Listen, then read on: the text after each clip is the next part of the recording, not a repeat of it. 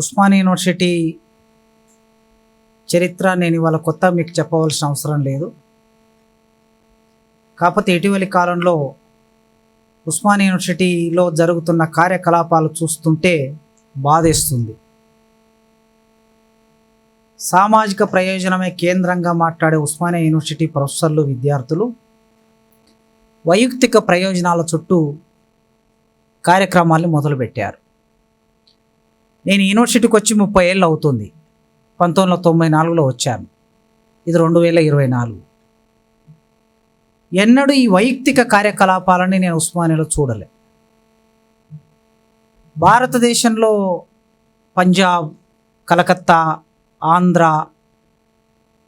బీహార్, లక్నో ఇట్లాంటి చాలా యూనివర్సిటీల దగ్గరికి వెళ్ళాను. నేను విద్యార్థిగా ఉన్నప్పుడు విద్యార్థి సంఘంలో కార్యకర్తగా, నాయకుడిగా ఉన్న సందర్భాల్లో అన్ని చోట్ల తమ స్థాయిలలో వారి వారి స్పందన రాజకీయ పార్టీలకు అనుకూలంగా బీహారు పోతే అక్కడ ఉండే ఆ బీహార్ యూనివర్సిటీలోకి చదువుకోవడానికి వచ్చేవాళ్ళు ఎవరు అని అంటే భూస్వాముల పిల్లలు వచ్చేవాళ్ళు. ఈవెన్ స్టిల్ నా ఈ రోజు వరకు కూడా అక్కడ పరిస్థితి అదే కొనసాగుతున్నది. లక్నో యూనివర్సిటీకి పోతే అక్కడ బ్రాహ్మణులు, తర్వాత క్షత్రియుల పిల్లలు ఎక్కువగా వస్తుండేవాళ్ళు. కలకత్తా యూనివర్సిటీకి పోతే జోతేదారుల పిల్లలు ఎక్కువగా వస్తుండేవాళ్ళు, బ్రాహ్మణులు, జోతేదారులు. ఆంధ్ర యూనివర్సిటీకి పోతే కమ్మ వాళ్ళ పిల్లలు ఎక్కువగా వస్తుండేవాళ్ళు. నాగార్జున యూనివర్సిటీకి పోతే కాస్త రెడ్లు, కమ్మ కలిసి ఉండేది. ఈ అన్ని చోట్ల తెలుగు రాష్ట్రాల్లోనైతే ఇప్పటికి మీరు నాగార్జున యూనివర్సిటీ, ఆంధ్ర యూనివర్సిటీ వెళ్ళి చూడండి, ముఖ్యమంత్రుల బ్యానర్లు అడ్మినిస్ట్రేటివ్ బిల్డింగ్కి, కాలేజీల బిల్డింగ్కి వేలాడదీసి ఉంటాయి. మంత్రుల బ్యానర్లు వాళ్ళ ఫోటోలతో. ఈ కల్చర్ నేను 30 ఏళ్ళ కిందట చూశాను. కానీ ఉస్మానియా యూనివర్సిటీలో ఎన్నడూ ఈ కల్చర్ లేదు. నేను చూసిన రోజుల్లో ఇక్కడ విద్యార్థి సంఘం నాయకుడు అంటే ఇక్కడ అడ్మిషన్ ఉన్న విద్యార్థి సంఘం నాయకుడు అని అర్థం. మేము ఒక నియమం పెట్టుకున్నాం. మేము తెలంగాణ స్టూడెంట్ ఫ్రంట్ పెట్టినప్పుడు అడ్మిషన్ లేకుండా విద్యార్థి సంఘం నాయకుడుగా, యూనివర్సిటీ అడ్మిషన్ లేకుండా యూనివర్సిటీలో ఉండకూడదు, అదో నియమం మాది. కనుక మేము కమిటీ వేసినప్పుడు ల్యాండ్స్కేప్లో 47 మందితో మేము యూనివర్సిటీ కమిటీ వేశాం. ఆనాడు 47 మందితో యూనివర్సిటీ కమిటీ ఏ సంఘానికి లేదు. ఫస్ట్ మా సంఘంతో వేశాం మేము. ముఖ్యంగా సైన్స్ విద్యార్థుల దగ్గర, సైన్స్ విద్యార్థుల ఆ శిబిరంలో కాస్త రాజకీయాలు తక్కువగా ఉంటాయి. కానీ మా కమిటీ అంతా సైన్స్ విద్యార్థులతో ఏర్పడింది. ఇట్లాంటి ఒక స్థితి నుంచి ఇవాళ ఆర్ట్స్ కాలేజ్ 1930లో స్పందించింది, యూనివర్సిటీ, ఉస్మానియా యూనివర్సిటీ. తర్వాత 1946లో తెలంగాణ రైతాంగ సాయుధ పోరాటం పిలిపించినప్పుడు మగ్దుం మొహిద్దీన్ లాంటి వాళ్ళు వారి నాయకత్వంలో తెలంగాణ రైతాంగానికి ఉస్మానియా యూనివర్సిటీ స్పందించింది, మద్దతుగా నిలబడింది. తర్వాత 1960ల కాలం వచ్చేసరికి 65 వియత్నాం వారు జరుగుతున్నప్పుడు, వియత్నాం మీద అమెరికా దాడి చేస్తున్నప్పుడు ఇక్కడ ఉజ్వలమైన పోరాటాలు జరిగాయి వియత్నానికి సంఘీభావంగా. తర్వాత 1969 ప్రత్యేక తెలంగాణ ఉద్యమం మీకు నేను ప్రత్యేకంగా చెప్పవలసిన అవసరం లేదు, మీరు కాంపిటేటివ్ ఎగ్జామ్స్ చదువుతున్నారు కనుక. 69 ఉద్యమానికి ఉస్మానియా యూనివర్సిటీ కేంద్రంగా ఉంది. తర్వాత 1970 నక్సల్బరీ పోరాటం వచ్చినప్పుడు రాడికల్ స్టూడెంట్ యూనియన్, 1974లో పీడిఎస్యు, రాడికల్ స్టూడెంట్ యూనియన్ ఇక్కడ ఏర్పడ్డాయి. ఏర్పడిన ఆ సందర్భంలో ఇది కేంద్రంగా ఉంది. జార్జ్ రెడ్డి ఆ చరిత్రకంత సాక్ష్యం.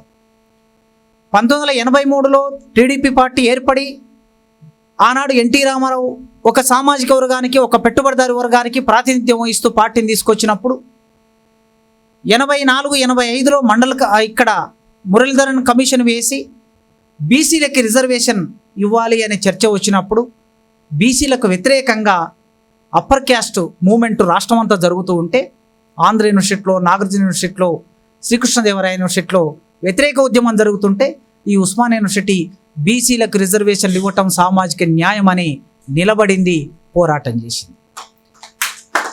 ఇక తర్వాత 94 వచ్చే నాటికి 90 నూతన ఆర్థిక సంస్కరణలు వచ్చాయి. నూతన ఆర్థిక సంస్కరణలు పివి నరసింహారావు ప్రధానమంత్రిగా, మన్మోహన్ సింగ్ ఆర్థిక శాఖ మంత్రిగా ఈ దేశాన్ని అంతా ప్రపంచ బ్యాంకు చేతుల్లో పెట్టినప్పుడు, ఈ దేశాన్ని అంతా WTOలో చేర్చినప్పుడు, ఈ దేశాన్ని అంతా బహుళజాతి కంపెనీలకు అప్పజెప్తున్నప్పుడు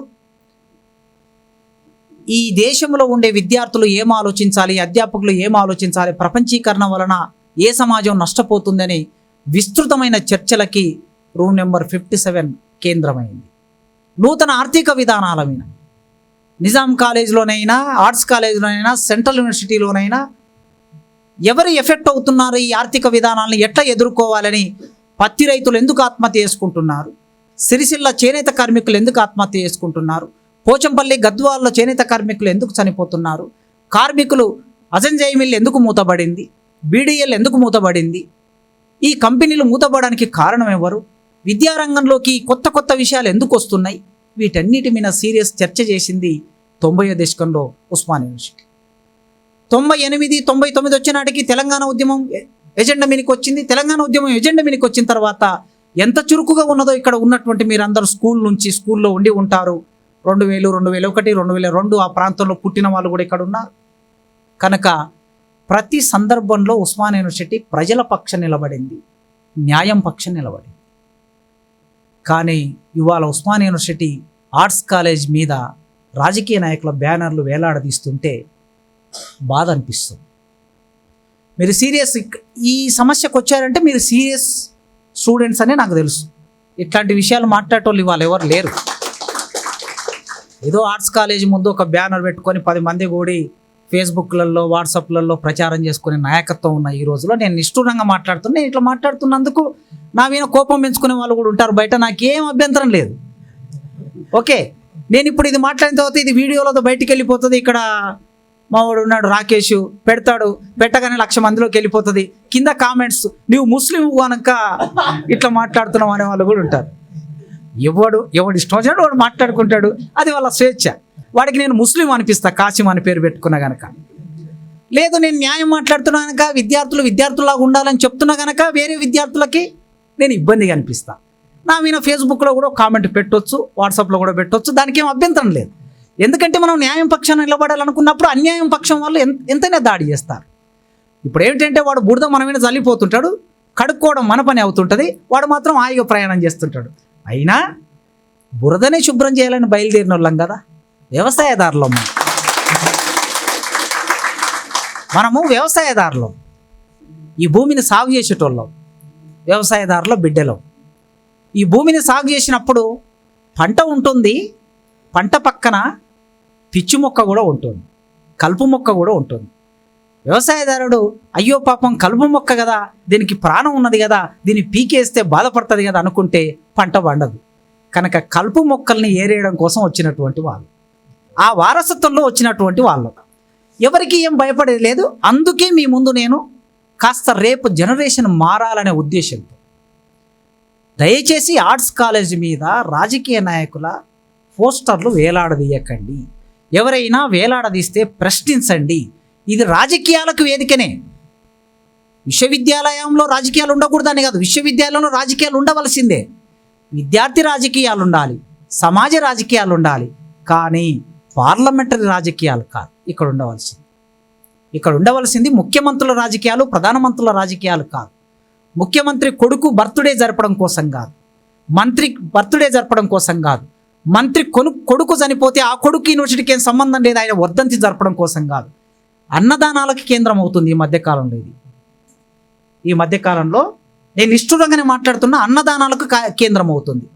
దయచేసి రాజకీయ నాయకుల్లో మంచి వాళ్ళు ఉంటే వాళ్ళను మనం గుండెలో పెట్టుకుంటాం, వాళ్ళ పట్ల మనకి ఏమాత్రం అదేం ఉండదు, గుండెలో పెట్టుకుంటాం. కానీ విశ్వవిద్యాలయాన్ని ఆ రాజకీయ నాయకుడు ఒకవేళ నిజంగా మంచి కోరుకుంటే ఆ మంచిని చర్చ చేయండి ఒక రూమ్లో, ఆ మంచిని చర్చగా మార్చండి.